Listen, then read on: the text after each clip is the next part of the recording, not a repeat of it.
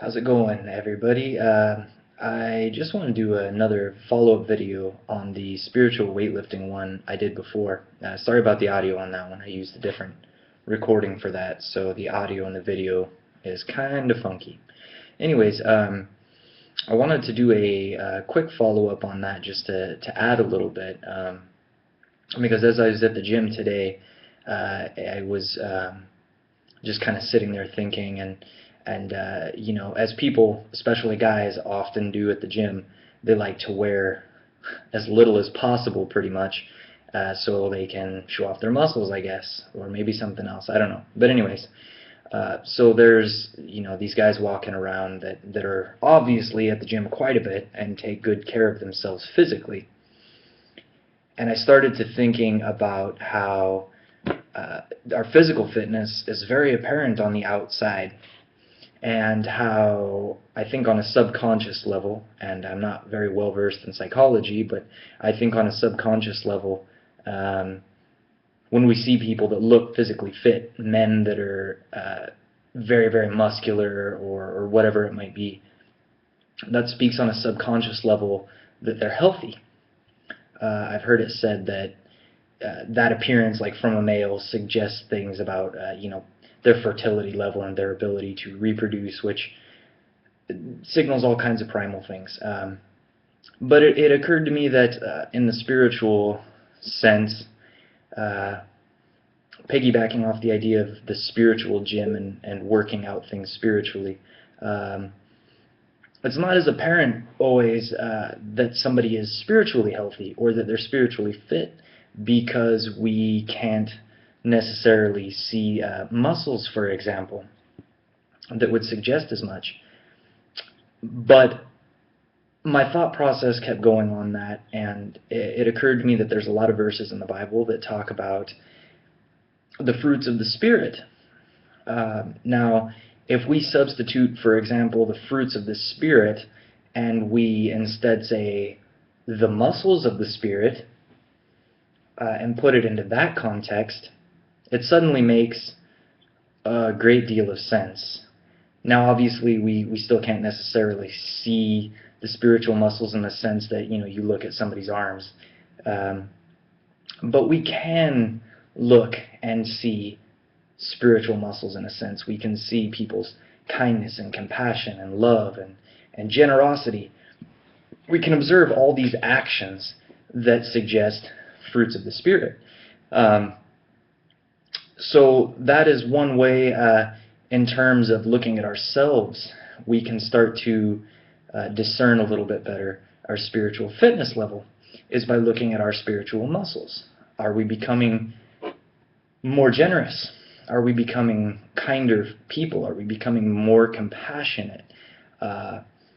One that just recently started occurring to me is, what do we say to each other? Are we being sarcastic, and are we you know, playing the put people down game? Basically, that's if you're familiar with what flippancy means. Flippancy in our culture is very, very, very popular right now. But even between guys or girls or whatever, you know, you're joking around, you're making jokes here and there, and we forget that that hurts people. And one of the things that I think is a visible representation, or a noticeable representation of spiritual fitness, is things like building people up instead of saying things that tear them down. I don't think I'm in the camp that believes love changes people. I don't think that that putting people down is going to do anything good for them. And it's not to say that I am perfect at this and I never do this, because it's hard to do, and you never know exactly what's going to hurt someone's feelings either. It's very difficult.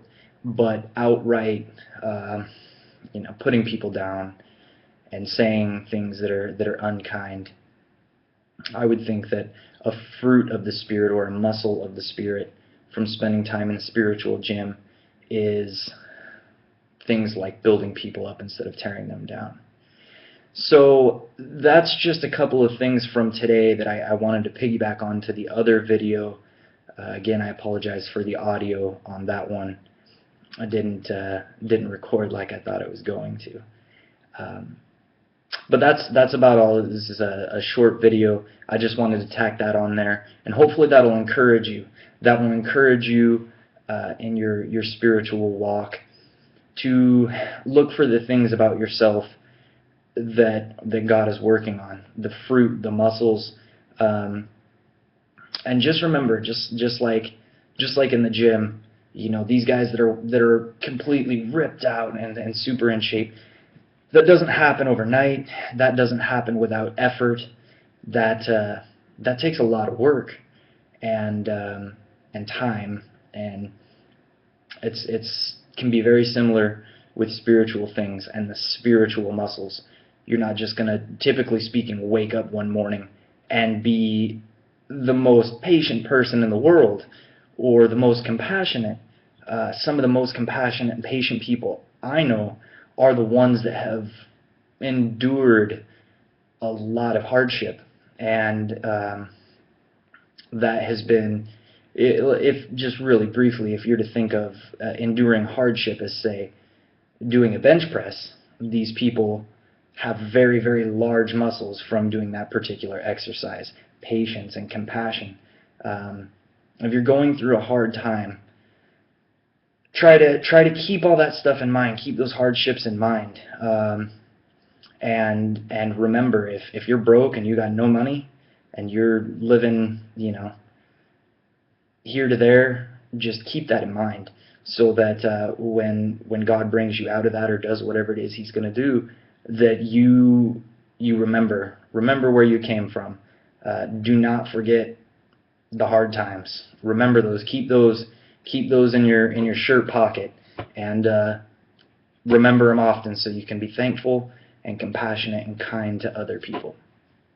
Again, thank you for watching. If you haven't checked out my other videos in this series that I'm calling the Wisdom Series, I encourage you to check those out, and hopefully you'll glean something from them, and I hope to encourage you. So thank you for watching.